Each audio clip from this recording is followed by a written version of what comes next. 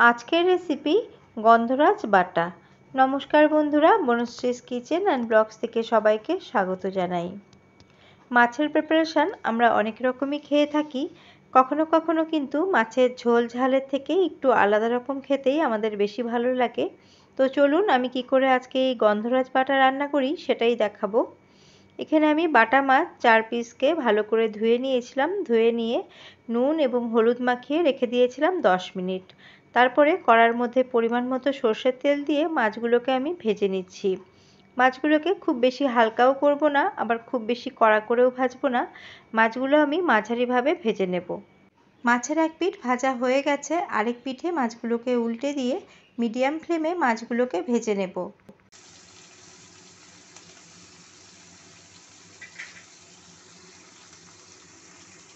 উল্টে পাল্টে মাছগুলোকে আমি হালকাভাবে বা মাঝারিভাবে ভেজে নিয়েছি। এখন তেল ঝরিয়ে নিয়ে একটা প্লেটের মধ্যে তুলে নিয়েছি। এবার কড়ার মধ্যে অল্প একটু তেল অবশিষ্ট রয়েছে, তার মধ্যে আমি আরেকটু পরিমাণ মতো বা 1 টেবিল চামচ মতো আরও তেল অ্যাড করে দিলাম। এবার তেল গরম হয়ে গেলে একটা শুকনো লঙ্কা ফোড়ন দিয়ে দিলাম, আর দিয়ে দিচ্ছি 1/4 চা চামচ কালো জিরে। এই রান্নাটাতে কালো জিরে ফোড়ন দিলে এর টেস্টটা কিন্তু খুবই ভালো হয়। কয়েক সেকেন্ড কালো জিরেটাকেও আমি নাড়াচাড়া করে নিলাম। কালো জিরে থেকে একটা সুন্দর গন্ধ ছাড়তে শুরু করেছে। এখন এর মধ্যে আমি দিয়ে দিচ্ছি পেঁয়াজ পেস্ট। আমি একটা মিডিয়াম সাইজের পেঁয়াজের মধ্যে দুটো কাঁচা লঙ্কা দিয়ে পেস্ট করে নিয়েছি, সেটাই আমি দিয়ে দিলাম।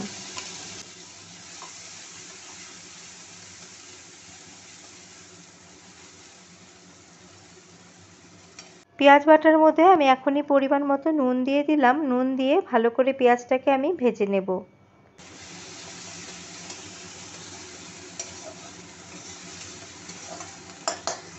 4-5 মিনিট মতো পেঁয়াজটাকে ভেজে নিয়েছি। পেঁয়াজ থেকে তেল ছাড়তেও শুরু করেছে।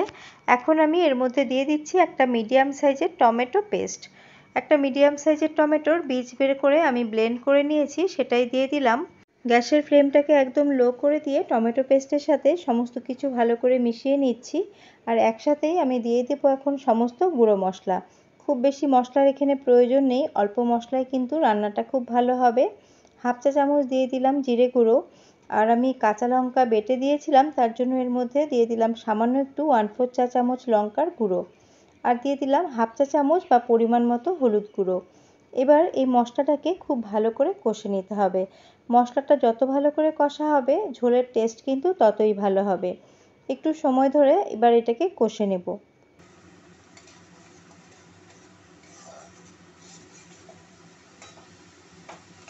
4 থেকে 5 মিনিট মশলাটাকে খুব ভালো করে কষিয়ে নিয়েছি, আর টমেটোর কাঁচা গন্ধও কিন্তু চলে গেছে। এই পর্যায়ে আমি আরও 1/4 কাপ মতো জল দিয়ে আবারও মশলাটাকে আমি কষে নেব।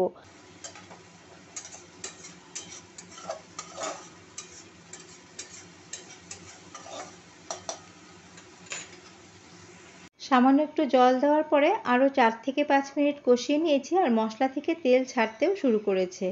এখন আমি এর মধ্যে গ্রেভির জন্য দিয়ে দিলাম গরম জল। একটা পাত্রতে জল ফুটিয়ে নিয়েছিলাম, সেই জলটাই আমি দিয়ে দিলাম। আর এটা খুব বেশি ঝোল হবে না, তার জন্য জলের পরিমাণ একটু কমই দিতে হবে। গ্যাসের ফ্লেমটাকে হাই করে দিয়েছি, আর ঝোল টকবক করে ফুটতেও শুরু করেছে। এখন আমি ভেজে রাখা মাছগুলো ঝোলের মধ্যে দিয়ে দেব। এই মাছের ঝোলে আমি আলুর ব্যবহার করিনি। আপনারা যদি আলু ভালোবেসে থাকেন তাহলে আপনারা এর মধ্যে আলুও দিতে পারেন। মাছগুলো দিয়ে দিলাম, আর এখন গ্যাসের ফ্লেমটাকে একদম আবারও লোতে করে দিয়েছি। আর দিয়ে দিলাম 4-5টা চেরা কাঁচা লঙ্কা। এতে ঝাল হবে না, খুব সুন্দর একটা ফ্লেভার হবে। আর যার ঝালের প্রয়োজন হবে সে লঙ্কা ডলে খেতে পারবে।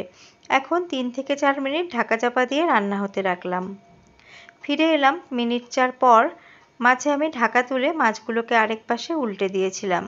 গন্ধরাজ বাটা বেশি ঝোল ঝোল ভালো লাগে না, তার জন্য গ্যাসের ফ্লেমটাকে আমি হাই করে দিয়ে আরও মিনিট খানিক ঝোলটাকে একটু টানিয়ে নিলাম।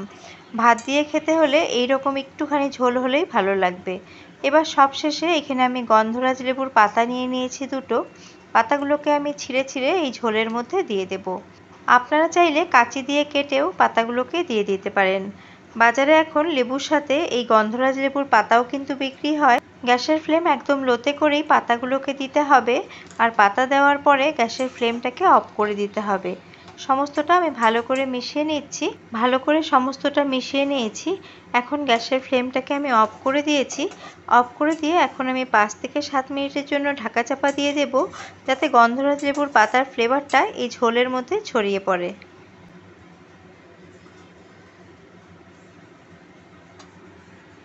এখন আমি আপনাদের সার্ভ করে দেখাচ্ছি।